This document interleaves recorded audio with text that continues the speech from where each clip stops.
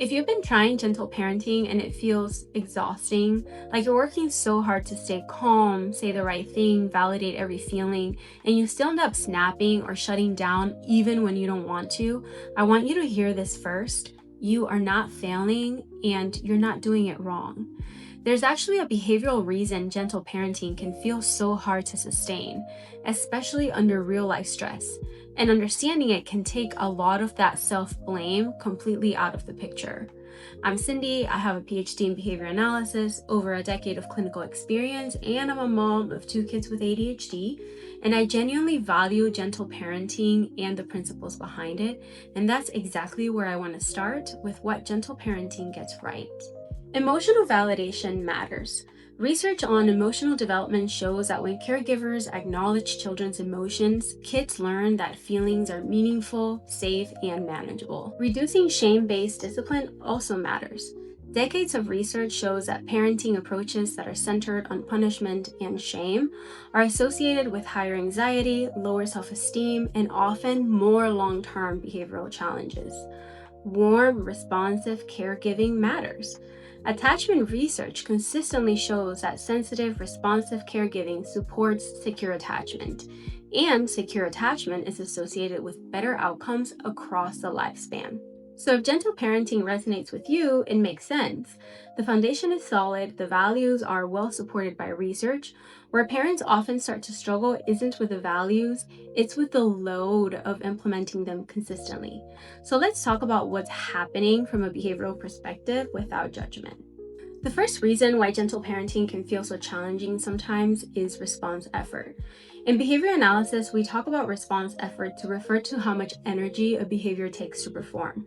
The higher the effort, the harder it is for us to sustain that behavior, especially under stress, fatigue, or competing demands. Gentle parenting, as it's often taught online, asks parents to engage in multiple high effort responses at the same time.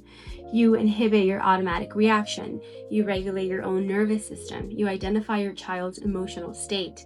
You generate a thoughtful response. You communicate calmly and clearly, and you do so consistently, even when behavior escalates.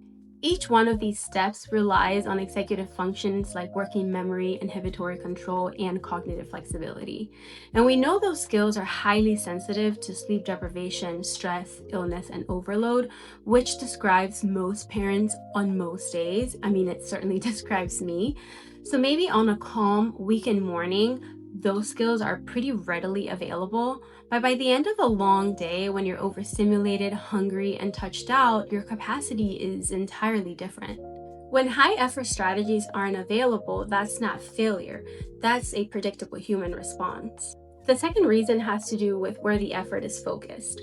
A lot of gentle parenting guidance emphasizes how we respond after a behavior happens, and that response certainly does matter, and I'll make more videos about that later on. But behavior science also highlights the importance of antecedent strategies. That refers to what we arrange before the behavior occurs. Things like predictable routines, clear expectations, teaching skills during calm moments, adjusting the environment to reduce triggers, and visual supports and reminders. I want to be perfectly transparent in that antecedent strategies don't necessarily completely eliminate challenges, but they can reduce how often and how intensely those challenges show up. And when fewer fires need to be put out, parents have more capacity to respond gently when it actually matters. This isn't doing more, it's about distributing your effort a little bit differently. Antecedent strategies don't make you less gentle. They make gentle responses more available under stress. The third reason is that most of us are learning without models. Many of us were not parented this way. Behavioral learning theory tells us that much of what we do is learned through modeling. When you're parenting differently than the way that you were parented, you're essentially learning an entirely new skill set in real time, under stress, with very high emotional stakes. It makes sense that it feels hard because it is hard. So I'd like to propose a reframe. The research supports warmth and responsiveness. It also supports structure and predictability. Those are not opposites. In fact, decades of research on parenting styles suggest children do best with high warmth and with clear expectations. You can validate emotions and boundaries, and you can be compassionate and consistent. Sometimes that looks like a long, supportive conversation, and sometimes, especially when you're depleted, it can look like a clear, firm limit.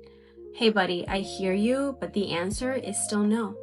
You can then stay present without over-explaining. That's not being cold, that's choosing a response that you can actually sustain. Because staying regulated matters more than saying every perfect word every time.